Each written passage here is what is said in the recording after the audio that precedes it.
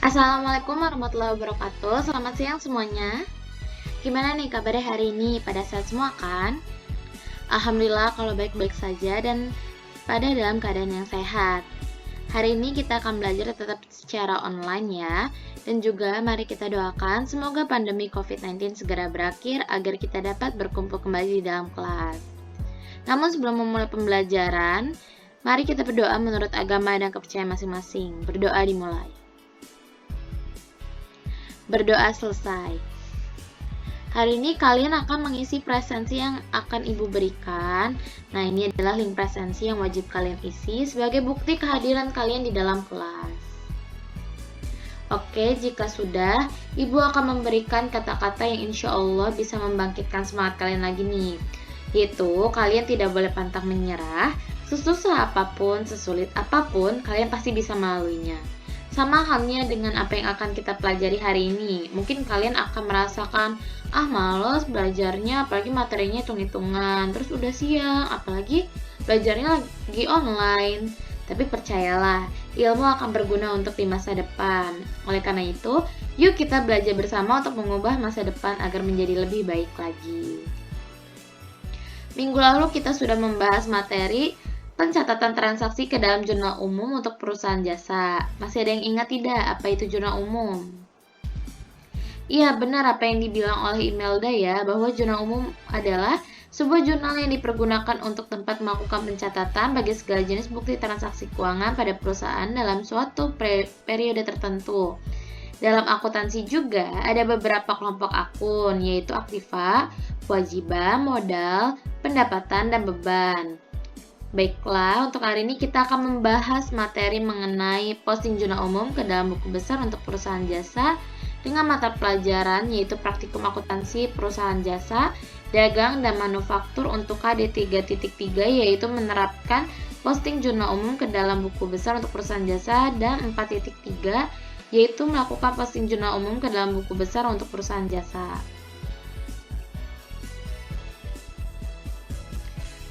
Di sini ada tujuan pembelajaran kita pada hari ini, ada 4, bisa kalian baca ya di slide-nya. Dan juga ada media pembelajaran, jadi kalian tidak hanya belajar dari Ibu saja, tapi bisa juga dari media pembelajaran seperti buku, internet, YouTube, ataupun e-book sebagai menambah wawasan kalian. Di sini ada RPP dan video untuk pembelajaran kali ini.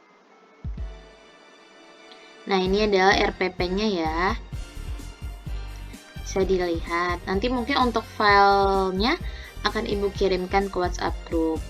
Dan juga sekalian Ibu akan mengirimkan bersama videonya ya. Dan video ini Ibu ambil sumbernya dari salah satu video yang ada di YouTube.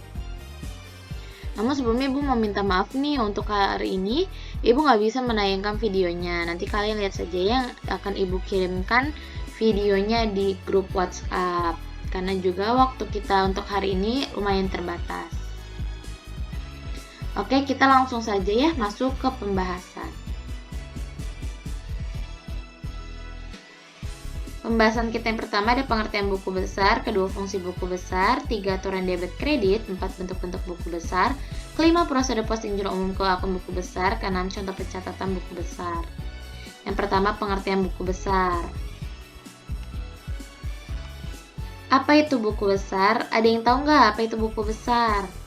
Ya, benar yang dibilang oleh Rahmi bahwa buku besar adalah buku utama dalam pencatatan transaksi keuangan yang mengonsolidasikan masukan dari semua jurnal akuntansi dan merupakan penggolongan rekening sejenis.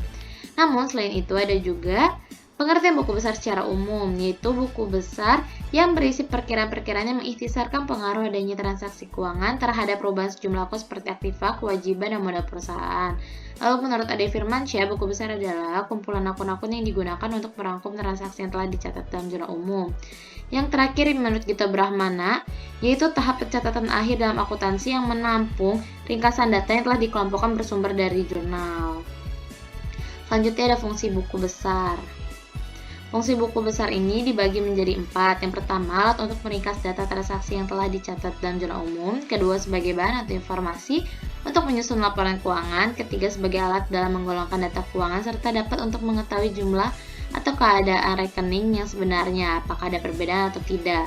Yang terakhir, sebagai dasar penggolongan transaksi yang ada atau telah dicatat dalam jurnal. Yang ketiga, aturan debit kredit. Nah, di sini ada aturan debit kredit ya, ada aktiva, hutang, modal, prive, pendapatan, dan beban. Bisa kalian lihat di sini aturannya. Oke. Yang keempat, bentuk-bentuk buku besar. Nah, bentuk-bentuk buku besar ini dibagi menjadi 4 juga, bentuk T, kontrol, stafel berkolom saldo tunggal, dan stafel berkolom saldo rangkap. Bentuk T yaitu buku besar yang hanya berbentuk seperti huruf kapital atau T dan bisa dikatakan sangat sederhana. Ini adalah contohnya ya. Selanjutnya ada bentuk kontrol. Bentuk kontrol ini adalah buku besar yang dapat disebut sebagai bentuk 2 kolom. Ada bentuk stafel berkolom tunggal, yaitu bentuk buku yang dipakai apabila dibutuhkan penjelasan dari transaksi yang cukup banyak. Yang terakhir ada bentuk stafel berkolom rangkap, yaitu bentuk buku yang menyerupai seperti buku besar bentuk kolom bersaldo. Lalu ada prosedur posting jurnal umum ke akun buku besar. Ada 4 ya prosedurnya juga. Nah, bisa kita lihat nih, ini jurnal umum, ini kas, ini modal, dan ini adalah buku besarnya. Kita masukin ini kas, ini modal, oke? Di sini bisa dilihat nih, pindahkan tanggal kejadian yang ada pada jurnal ke kolom tanggal di buku besar yang bersangkutan. Kita masukin 10 Oktober di dua-duanya, oke. Terus jumlah debit ataupun jumlah kredit ke kolom debit dan kredit pada buku besar yang bersangkutan. Kita lihat di kas ini di debit, otomatis pada di buku besarnya ini kas ini masukin ke debit. Lalu modal juga nih, jurnal umumnya dia di kredit, otomatis di sini pun dia masuknya ke kredit. Lalu ada catat nomor halaman jurnal ke kolom referensi atau ref buku besar yang bersangkutan. Masukin nih, misalkan nih referensi 1111. Berarti kita masukin ke sininya 111. Sama halnya dengan modal hadiah. Nomor akunnya kita masukin dari referensi jurnal umum 311. Lalu untuk referensi yang di buku besar ini, kenapa JU1? JU1 itu maksudnya jurnal umum halaman 1. Bisa kita lihat, ini adalah jurnal umum, dan ini adalah halaman 1. Jadi jurnal umum halaman 1, seperti itu.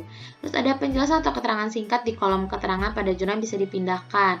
Nah, pindahkannya mana? Yang kas dan modal. Cukup ini juga tidak apa-apa. Yang terakhir yaitu contoh pencatatan buku besar. Di sini ada soal transaksi untuk diubah menjadi buku besar. Namun sebelumnya Ibu sudah membuat jurnal umum untuk mempermudah kita dalam mencoba menjawab satu-satu untuk ke buku besar. Nah, Ibu mau nyoba nih, untuk akun kas itu ada di transaksi tanggal berapa saja? Ya, Andin boleh menjawab. Wah, kata Andin ada di semua tanggal transaksinya, Bu. Benar gak ya? Coba kita cek. Wah, benar ya, ada di semua tanggal transaksinya. Nah, tapi sebelumnya Ibu mau nanya nih, kenapa di sini debitnya 90 juta lalu di sini menjadi 55 juta? Ada yang bisa ngejawab tidak? Kata Dwi, 55 juta ini didapatkan karena 90 juta dikurangin 35 juta, Bu, katanya. Iya, benar ya, karena kalau debit ke kredit, dia akan berkurang. Nah, kecuali ini nih, dia 41.200.000, dia saldonya dari debit, terus ke debit, maka akan bertambah. Seperti itu, anak-anak. Lalu, Ibu ingin bertanya, piutang usaha ada di tanggal transaksi berapa? Ya, Beni boleh menjawab. Wah, kata Beni ada di transaksi tanggal 17, sebesar 10 juta di debit, benar gak ya? Iya, benar. Lalu kalau sewa dibayar di muka, ada yang bisa menjawab tidak? Adam, iya silakan. Kata Adam, di transaksi tanggal 4, di debit 18 juta, Bu. Katanya seperti itu. Iya, benar ya. Lalu perlengkapan. Ibu pengen mendengar coba suara Rahmi. Menurut Rahmi, perlengkapan itu ada di transaksi tanggal berapa saja sih? Ada di tanggal 2 dan 3. Coba dicek. Iya, benar ya ada di tanggal 2 dan 3. Lalu peralatan itu ada di transaksi tanggal 2. Terus kalau untuk utang usaha ada di tanggal transaksi nomor berapa? Kata Deva ada di tanggal 3, Bu. Tapi sebelah kredit. Iya, benar. Lalu kalau untuk modal? Kata Siva ada di tanggal 1. Iya, benar sekali ya. Lalu di sini ada pendapatan. Pendapatan itu ada 2 di tanggal transaksi 9 dan 17. Lalu di sini ada beban gaji di tanggal 15. Lalu kalau untuk beban listrik dan telepon ada di transaksi tanggal berapa? Iya, kata Elert ada di tanggal 20, Bu. Di debit sebesar 2.500.000. Wah, benar sekali ya.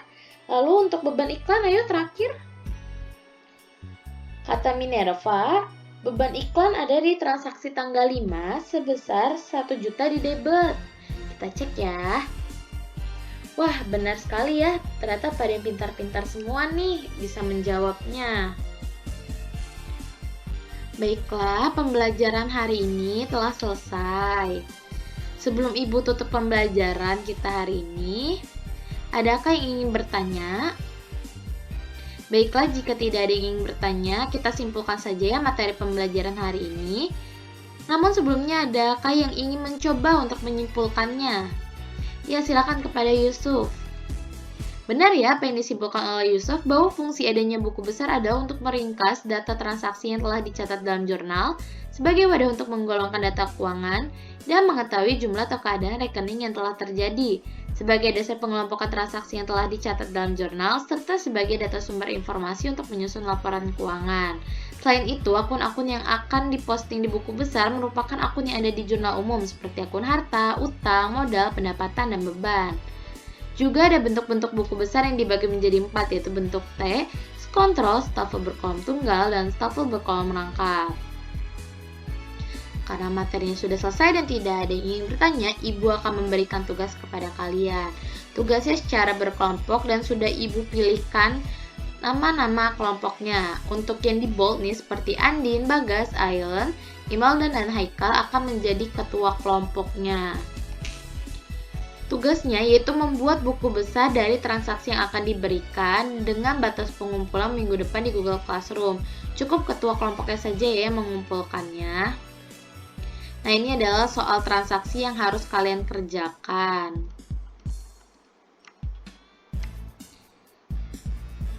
Sebelum ditutup, mari kita berdoa menurut agama dan kepercayaan masing-masing. Berdoa dimulai. Berdoa selesai. Silakan semuanya boleh leave dari Zoom meetingnya dan jangan lupa untuk tugasnya dikumpulkan minggu depan.